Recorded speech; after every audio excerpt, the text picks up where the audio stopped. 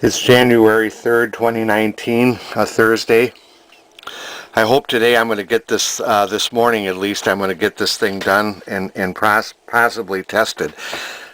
Here is this yellow wire right here is that cathode line that I was talking about. This lead here is completely loose. It's this wire that attaches the two cathodes together on this tube. I think it's a 12AU7, I'm not sure, but anyways, this is loose. This is a bad connection. Originally there was probably yellow wire that came from here and went possibly to this or that terminal of this electrolytic can, but when the other guy changed that, he put this capacitor in here for this cathode line run on these tubes, and he took this wire out. He didn't resolder this properly. This resistor that I was puzzled about actually goes here. It came loose. I don't know why. It seems like it's kind of short. I'll reattach it. But it looks like I should be able to get this done and tested sometime, I'm hoping this morning. So I'll see how far I get with all this. So I'm pretty much done with this. I'm going to test it in a little while. In the next clip I'll be testing it. But all of the connections to this electrolytic can are made. The yellow wires I added because the originals were taken out. The orange wires I've added because the originals were taken out. So as far as I can see in scrutinizing this thing, this is reattached. I checked the resistor, it's well within tolerance.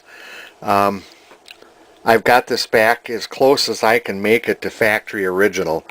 I might solder this one tab from this can just to help stabilize it. I'd like to have 3 of them kind of soldered so that it holds the can better than.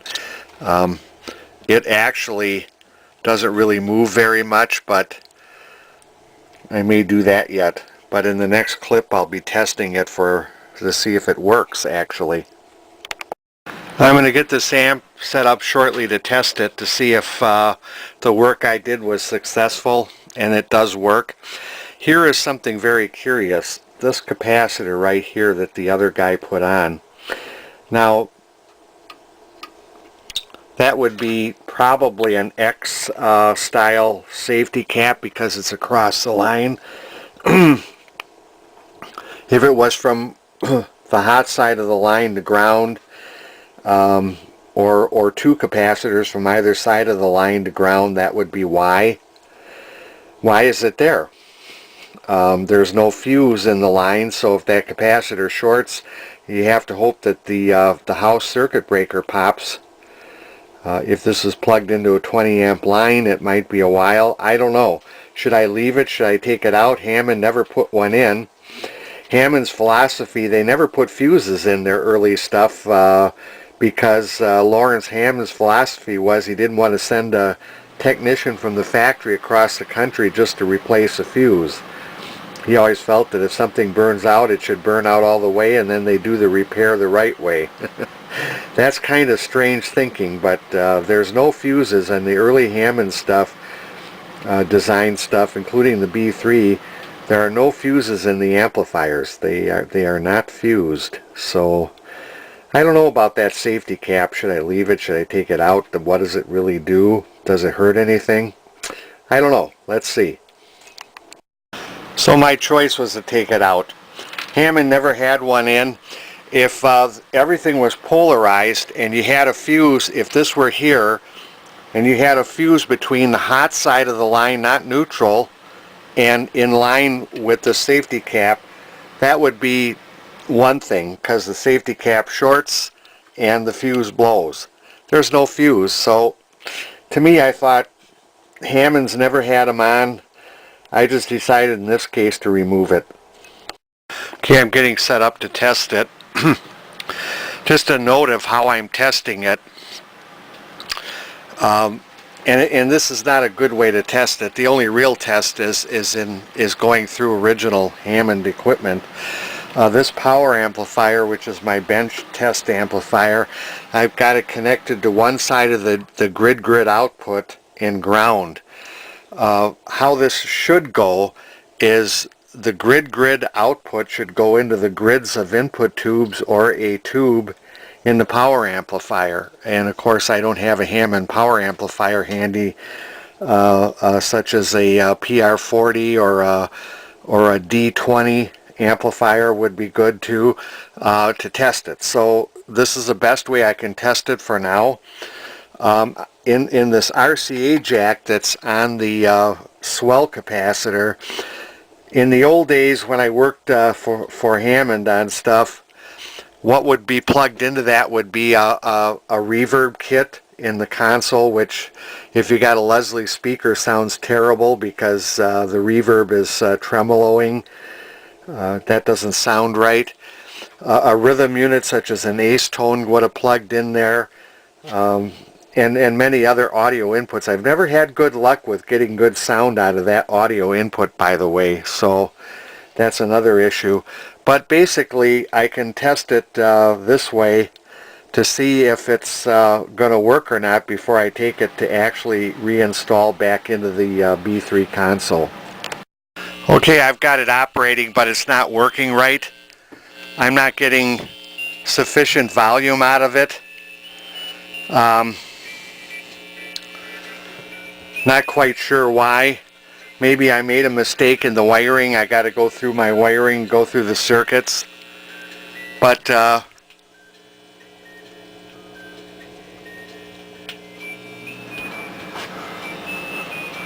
don't know.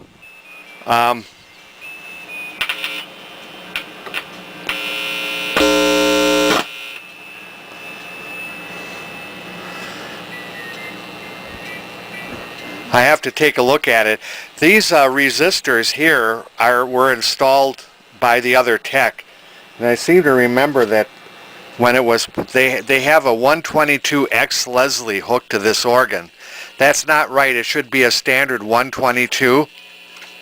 However, they said that it was too bright or something was wrong, so they did some modification. I'm going to have to go through the circuitry on this, find out what's wrong, find out why I'm not getting a lot of volume out, to take a look at it and see what may be the problem. Okay, I made a mistake in the wiring. It's my mistake. I own it. The other tech didn't cause it. The mistake I made was in the other amplifier that goes to the studio, and I got to correct it yet, but I've corrected it in this one. Because when I made the mistake, I followed suit. And so I created not one mistake, but two mistakes. But I've fixed it. So we push play.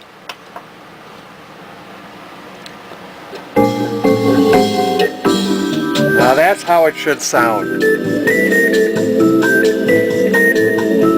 So there we go. My mistake. But I found it and I corrected it. It was a wiring mistake and how the B plus was routed. Part of the circuits weren't getting their B plus voltage, that's all. And I made it in the first amplifier, and then I just kind of looked at it and I copied it over. Good thing I have the schematic, and this time I rewired it exactly according to the schematic. So we are fixed on this one.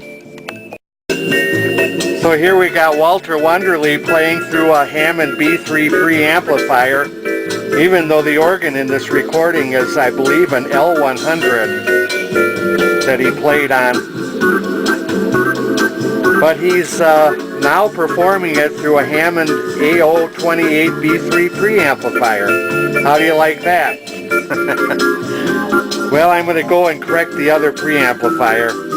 Here's the studio organ's preamplifier, and like I say, just like Donald Trump owns the government shutdown, I own this mistake. I made the mistake on this one and followed suit on the second preamplifier, And without really following how the B plus was connected up in the schematic, I reversed 2 wires is basically what I did. It's kind of hard to follow it on the schematic the way it's listed, but once I studied it I could see my mistake quite easily. So here we're going to have Walter Wonderly again play his L100 or an M100, he had one or the other, through an AO20 Hammond B3 preamplifier. So, doesn't this sound so much better? Remember the first time I had this thing running? What an assumption I made. Oh well, these connections aren't always that reliable. I'm never too old to admit that I make mistakes, but the mistake is corrected and we're all set. The next videos on this will be when I start installing these back in the consoles. Let's hope I don't make too many more mistakes there.